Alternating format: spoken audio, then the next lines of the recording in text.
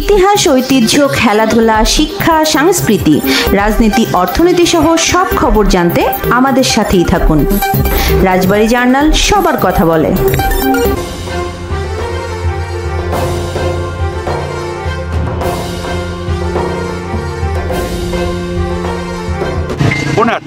বিদ্যুতের পোলের গাড়ি ছিল, হ্যাঁ, এই গাড়িটা এই পাশে আসার সময় ওই সময় আর কি গাড়িটা মাথা ঢুকাই দিছে।